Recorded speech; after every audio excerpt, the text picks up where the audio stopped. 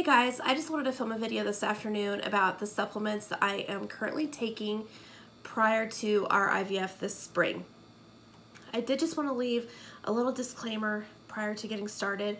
I am a nurse, but obviously I'm not a doctor, so before you start any supplements or any new vitamins or anything like that, please reach out and talk to your doctor about which ones would be best for you. Maybe what's working for me won't work for everyone, so I did just want to do a little disclaimer of that before we get started.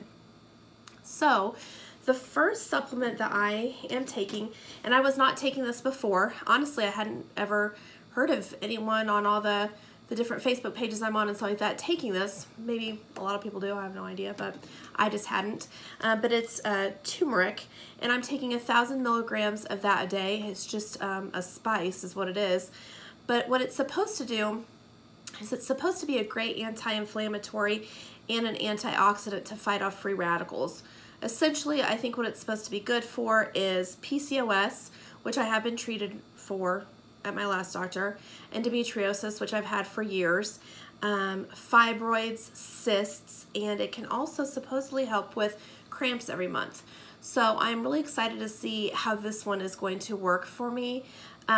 I know in the past I've had several rounds of treatments canceled due to cysts and stuff like that, so I'm just kind of excited to get this one going and see if I notice any difference in anything with it. So that's the first thing I'm taking. The second thing I'm taking is a melatonin gummy every night. It's 3 milligrams. For me, it's a little bit different because I work 3 nights a week, so if I'm home that night, I take it like half an hour before I go to bed, and then like I work all weekend this weekend, so I'll take it tomorrow morning when I get off work. I'll take it about 8 o'clock in the morning. And, excuse me, obviously that's supposed to help with sleep, but it is also supposedly supposed to help with IVF and reproduction as well. There are studies showing that it can possibly help with poor egg quality, which will be great for me. It can also help prevent DNA damage to our cells, not cells, and that can be good for growth and fertilization and possible pregnancy as well. So I'll be taking it for that, and also sleep, because when you work night shift, you guys, sleep is a nightmare, I will just say. I sleep good on my nights off, but the nights that I work, when I get off in the morning, I usually can sleep from like 8 to 1:30 or so, and that's about it. So I'm hoping the continued melatonin will maybe help with my sleep a little bit.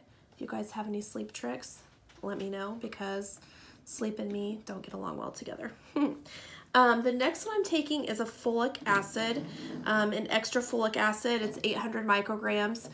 There's obviously folic acid in my prenatal vitamin, which I'll get to in a second, but this is an extra one for a couple of reasons. It is supposed to help with IVF and egg quality. I think everything is, right? But I'm taking it for a couple other reasons as well. For one, I'm 37, so I am older, and a lot of times when you're older, there is an increased risk of having a baby with a neural tube defect. So I'm taking it for that. But another part of my story is that I have 2 sisters. My middle sister, her name is Elizabeth. When my mom was 36 weeks pregnant, we found out that Elizabeth had anencephaly. And what that is the top of her brain did not grow correctly, and also her skull then did not form. Unfortunately, you cannot live with this. A lot of times the doctor will say it's incompatible with life, which is, for a family, a really hard phrase to hear. So she was born 4 days before my 6th birthday, and she passed away shortly after birth. And I am so proud to be her sister.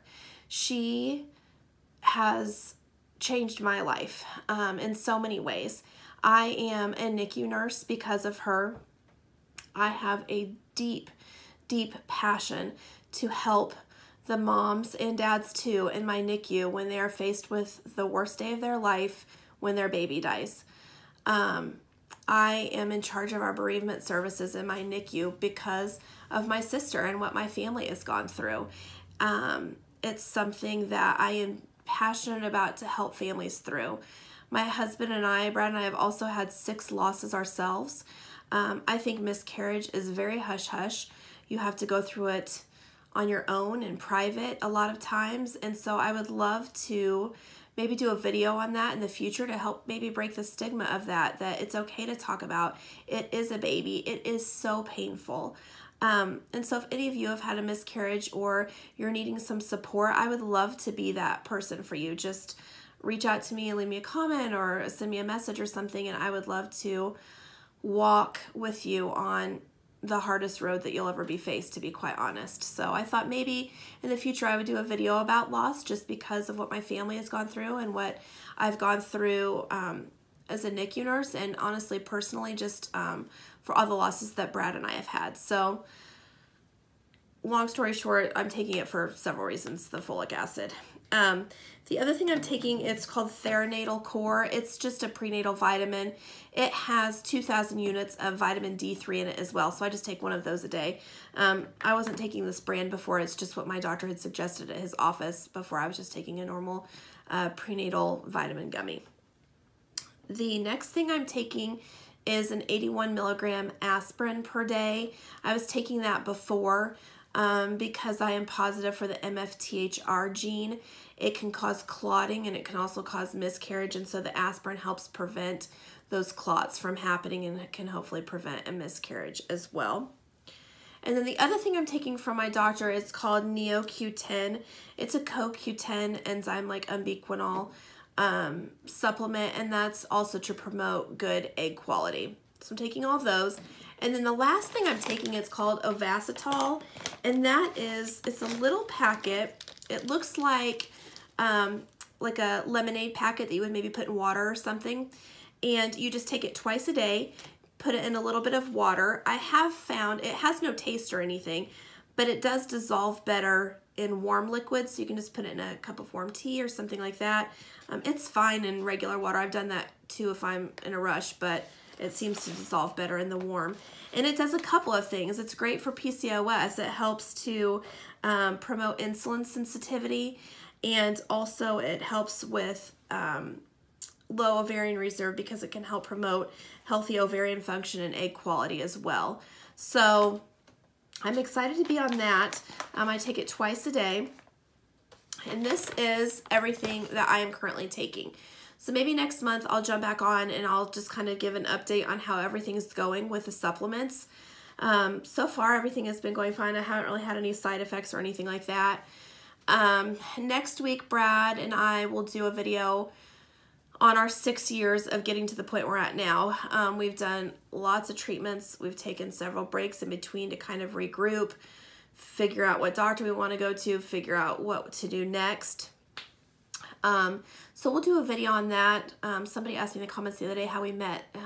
So maybe we'll do just kind of our story and just where we've been to get to today.